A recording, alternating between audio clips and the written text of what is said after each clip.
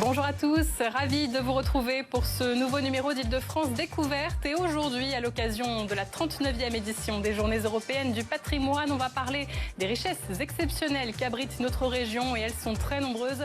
Pour commencer, direction les Yvelines, au château de Saint-Germain-en-Laye, ancienne demeure royale qui abrite aujourd'hui le musée d'archéologie nationale. Sur place, 30 000 objets et de magnifiques jardins d'André Lenôtre. La conservatrice des lieux nous parlera de ce petit bijou historique. Et puis je vous proposerai une sélection d'activités pour ce week-end en Essonne, à Paris ou encore en Seine-Saint-Denis. Au programme notamment un grand bal au château de Breteuil, un concert au Panthéon et les coulisses du Crazy Horse. Île-de-France Découverte spéciale Journée du patrimoine, c'est parti.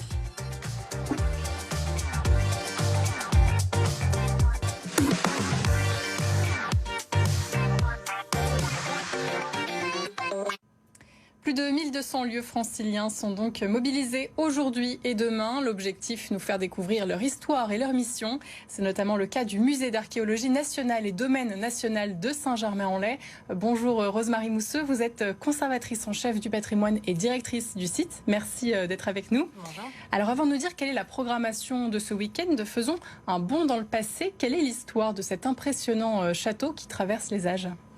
Alors c'est un château qui s'inscrit dans plusieurs siècles, presque un millénaire. Nous sommes sur un site assez incroyable qui est un véritable balcon sur l'Île-de-France lorsque l'on se balade à l'intérieur du domaine national de Saint-Germain-en-Laye. Et puis par-dessus ce balcon, il y a effectivement ce qui subsiste d'un des deux châteaux qui initialement étaient présentés sur place. Ce château, c'est un château dont les origines sont vraiment inscrites au cœur du Moyen-Âge. On a les premières installations qui ont lieu à partir du XIe siècle sur ce site, qui devient très vite construit et alloti avec un donjon, avec un corps de logis et avec une chapelle dont on conserve aujourd'hui encore le volume initial. Cette chapelle, elle est l'une des chapelles palatines construites par Saint Louis, Louis IX. Donc nous sommes exactement en 1234 lorsque le début de cette construction a lieu. Et cette chapelle, elle est ensuite, un siècle plus tard, inscrite dans une enceinte par Charles V.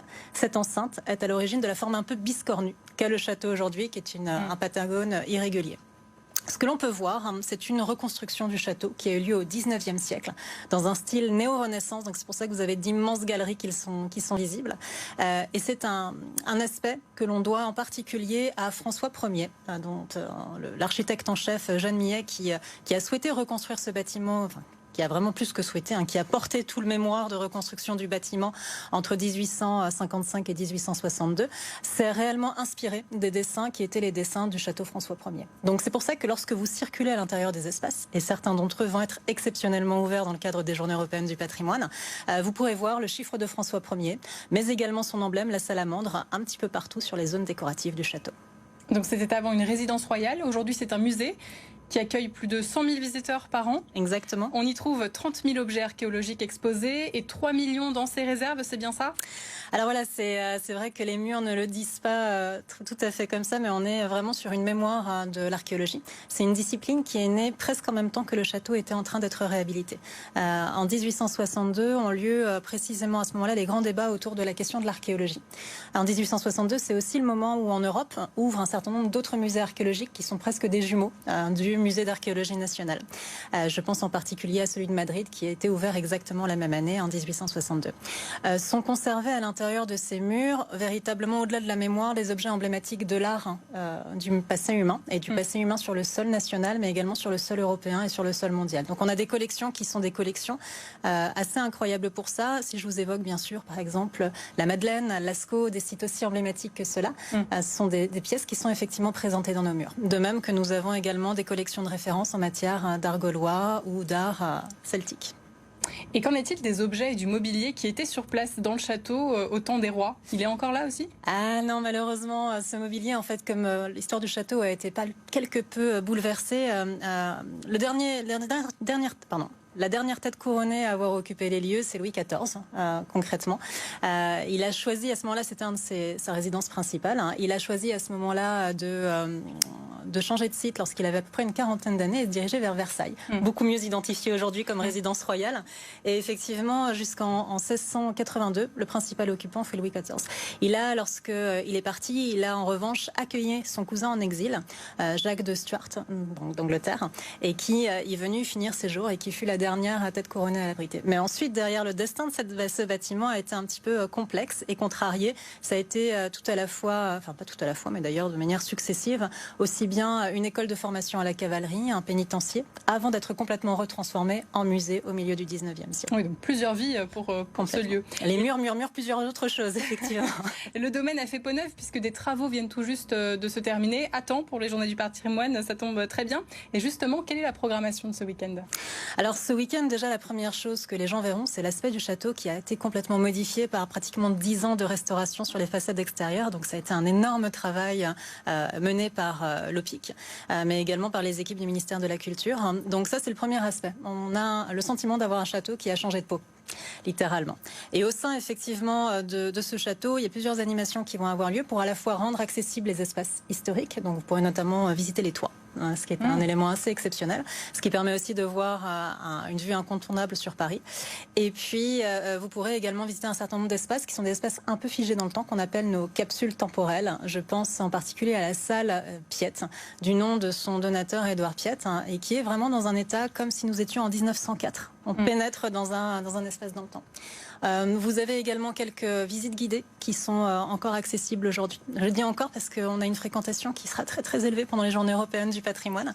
Et puis nous avions également décidé de mettre en place un certain nombre d'ateliers et d'accessibilité finalement un peu extraordinaire pour l'occasion. Et vous nous proposez également un voyage en Dordogne avec une visite virtuelle au cœur de la grotte de Lascaux. Comment ça se passe? Alors c'est une visite qui a été adaptée à partir de la collection Grand Site Archéologique, qui est une collection portée par le ministère de la Culture. C'est une visite qui aura lieu avec un casque virtuel. Donc on se baladera réellement dans les espaces de Lascaux à travers cette adaptation à partir des données 3D issues du site de Lascaux. La visite est complète. Malheureusement. Mais en revanche, vous pourrez tout à fait y accéder depuis chez vous, puisque cette visite virtuelle est aujourd'hui disponible en ligne. Une expérience inédite, puisqu'aujourd'hui la grotte est fermée pour préserver le site inscrit au patrimoine mondial de l'UNESCO. Pour toutes ces activités, est-ce qu'il faut réserver avant? Alors je vous le confirme, il faut réserver. Nous avons un nombre de places limité, comme je vous le disais, notamment pour les visites un peu exceptionnelles. Il reste encore quelques places pour les visites du dimanche et puis également pour le spectacle en archéomusicologie qui s'appelle Petite Pluie et qui aura lieu dans la chapelle. C'est bien noté. Merci beaucoup Rosemarie Mousseau. Rendez-vous donc au musée d'archéologie nationale de Saint-Germain-en-Laye pour une plongée unique au cœur de l'histoire, avec en prime une vue à couper le souffle sur la vallée de la Seine. Le domaine est ouvert gratuitement aujourd'hui et demain de 10h à 18h. Merci beaucoup. Je vous propose maintenant d'autres idées d'activités pour ce week-end. Plus de 2000 événements ont lieu dans la région à l'occasion de cette 39e édition des Journées européennes du patrimoine qui a pour thématique le patrimoine durable, le thème associé à un enjeu prioritaire de notre siècle, le changement climatique. Et pour commencer, on reste dans les Yvelines avec un autre château du département, le château de Breteuil, qui organise ce dimanche à 15h un grand bal Premier Empire. L'occasion de se promener à travers les magnifiques jardins du domaine qui s'étend sur 75 hectares. Ne manquez pas également son fameux labyrinthe et les 50 personnages de cire qui permettent de revisiter les contes de Charles Perrault. À noter que le bal de demain est gratuit, mais que l'entrée du château reste cependant payante avec un tarif spécial. Direction maintenant l'Essonne qui compte 76 monuments classés et 21 jardins protégés au titre des monuments historiques. Du côté de Milly-la-Forêt, la maison Jean Cocteau propose tout le week-end des balades comptées. L'ancienne demeure de l'écrivain, aujourd'hui transformée en musée, organise également un opéra demain à 18h. Au programme, une représentation d'1 heure de la complainte lyrique Le pauvre matelot. Ça se passe dans le jardin de la maison. Et puis pour terminer, du côté de la capitale de la musique au Panthéon ce dimanche, situé au cœur du quartier latin, cet emblème dédié aux grands hommes accueille un concert exceptionnel de l'armée de l'air et de l'espace dans la nef du monument. C'est demain à 16h et c'est gratuit. Enfin, dans un autre registre, le plus glamour des cabarets vous dévoile ses coulisses. Aujourd'hui et demain, le Crazy Horse ouvre ses portes et surtout ses loges, habituellement interdites au public. L'occasion de tout savoir sur l'histoire et les anecdotes de ce lieu mythique. À noter que la réservation est obligatoire. Vous l'avez compris, ce week-end, la région ne manque pas de balades et d'animations en tout genre. Rendez-vous sur le site des Journées du Patrimoine pour découvrir le programme complet. Avant de clôturer cette émission, sachez que jusqu'à demain ont également lieu les Journées du Matrimoine, un projet lancé en 2015 pour valoriser l'héritage culturel des créatrices du passé, souvent invisibilisées, voire oubliées par l'histoire. 50 rendez-vous culturels gratuits sont à découvrir à Paris, Colombes, l'île Saint-Denis et Bobigny. Des visites, des expos, des lectures ou encore du théâtre pour mettre à l'honneur de talentueuses femmes. Retrouvez toutes les informations sur lematrimoine.fr. C'est la fin de ce numéro d'Île-de-France Découverte. Merci beaucoup de l'avoir suivi. On se retrouve samedi prochain pour plein de nouvelles idées sorties. D'ici là, passez un très bon week-end et prenez soin de vous.